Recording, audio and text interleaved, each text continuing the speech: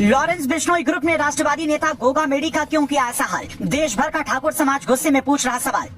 CM योगी हो या फिर राजनाथ सिंह, हर किसी के सामने ही तीन बड़े सवाल। 2024 चुनाव में जाति की सियासत में कैसे बिठाए संतुलन। पंजाब ने भेजा था अलर्ट, एटीएस के डीआईजी को पहले से पता था प्लान, फिर कैसे फेल हुई पुलिस। आर्मी का जवान कैसे बना लॉरेंस का खास।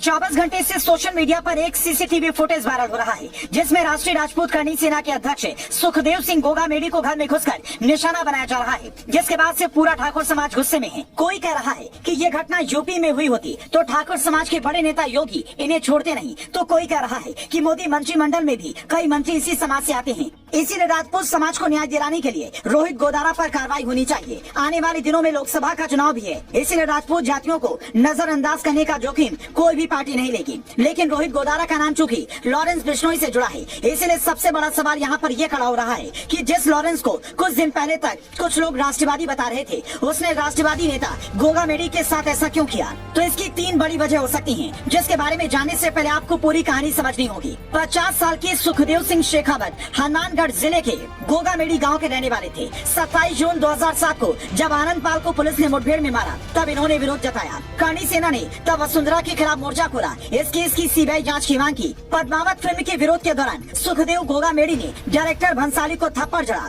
जेएनयू में जब ब्राह्मण बनिया भारत छोड़ो के नारे लिखे गए, तब गोगा मेडी ने कहा था, ब्राह्मणों को देश छुड़वाने से पहले तुम्हें क्षत्रियों के तलवारों से होकर गुजरना पड़ेगा। मतलब गोगा मेडी विरोध प्रदर्शनों और अपने बयानों को लेकर चर्चा में रहे। प्रदर्शन के दौरान मुकदमे हुए तो करणी सेना ने इन्हें निकाल दिया, फिर इन्होंने अपनी नई करणी सेना बनाई और उसी दौरान शायद कुछ ऐसी गलतियां हुई जो जान की दुश्मन बन गई, क्योंकि इसकी जिम्मेदारी लेने वाले रोहित गोदारा ने फेसबुक पोस्ट में साफ साफ लिखा है कि ये हमारे दुश्मनों की मदद कर रहा था, इसीलिए ऐसा किया। पूरा सच क्या है ये पुलिस को पता लगाना है, लेकिन लॉरेंस का ग्रुप ऐसा क्यों करेगा, इसके पीछे तीन वजह हो सकती हैं।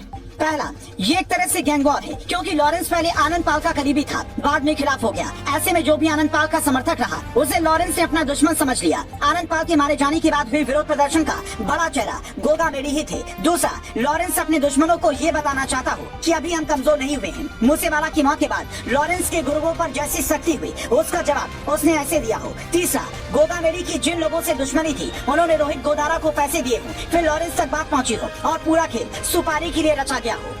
हालांकि ये सिर्फ तीन आशंकाएं हैं, असल सवाल तो ये भी है कि जो नवीन शेखावत गोगा मेडी का करीबी था, उसे दोनों बदमाशों ने क्यों ढेर किया। पुलिस के पास फिलहाल ना तो कोई प्रत्यक्षदर्शी है और ना ही इसका मास्टरमाइंड इंडिया में है। अगर कुछ है तो वो सीसीटीवी फुटेज और पुरानी थ्योरी जो ये कहती है कि 14 मार्च को पंजाब पुलिस ने राजस्थान एटीएस के एडीजी को अलर्ट भेजकर कहा कि भटिंडा जेल में बंद संपत नेहरा से हमें पता चला है कि गोगा मेडी के खिलाफ साजिश रची जा रही है। ये लोग AK-47 का इंतजाम करने में लगे हैं, इसीलिए अलर्ट हो जाइए। ये मैसेज भेजकर पंजाब पुलिस निश्चिंत हो गई और इधर राजस्थान पुलिस भी ऐसा लगा कि चुनाव के चक्कर में व्यस्त हो गई, जिससे गोदारा के गुर्गों को मौका मिल गया। लेकिन सवाल ये कि गोगा मेडी ने खुद की सुरक्षा के इंतजाम खुद क्यों नहीं किए। जिस स्कॉर्पियो से ये लोग पहुंचे थे, वो 30 नवंबर को किराए पर ली गई थी। उससे नवीन कई जगहों पर घुमा, फिर आखिर में इन दोनों को लेकर गोगा मेडी के घर पहुंचा, जिनमें से एक नवीन फौजी है। उसके घर वाले कहते हैं कि वो छुट्टी पर था, जाट रेजिमेंट में अलवर में वो ड्यूटी दे रहा था। आर्मी जवान का नाम सामने आते ही सबके हाथ पांव फूल गए कि लॉरेंस के लोगों ने ऐसा कौन सा लालच दिया